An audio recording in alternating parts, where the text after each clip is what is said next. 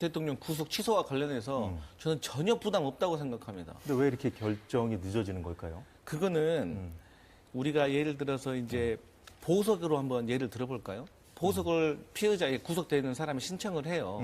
그러면은 그 보석을 허가해 주는 건 여러 가지 이유가 있습니다.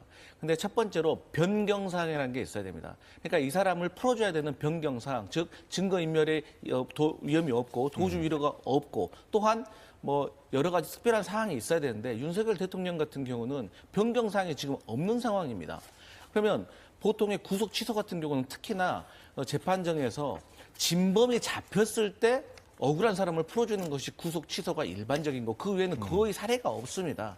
그럼에도 불구하고 윤석열 대통령 측에서 보석 신청을 안 하고 구속 취소를 신청한 것은 본인들이 무죄를 주장하고 있기 때문인 것입니다. 그리고 지금 계속해서 뭐 사법적인 절차와 관련해서 문제가 있었다고 하는데 그것은 국민의힘이 그렇게 문제가 있다고 주장을 하는 것뿐이지 저희 민주당이 봤을 때는 문제가 없습니다.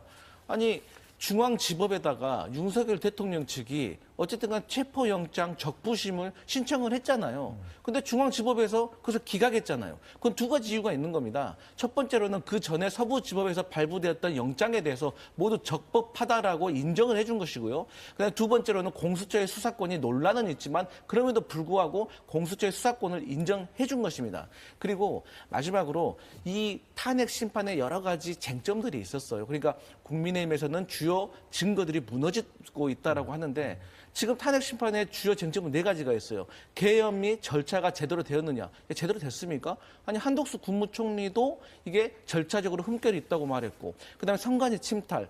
선관위의 영장도 없이 가서 행동을 제압하고 국회는 말할 것도 없는 겁니다. 그렇기 때문에 저는 전혀 법원이 구속영장을 취소하는 것에 대해서는 부담이 없다. 저는 그렇게 보고 있습니다. 네,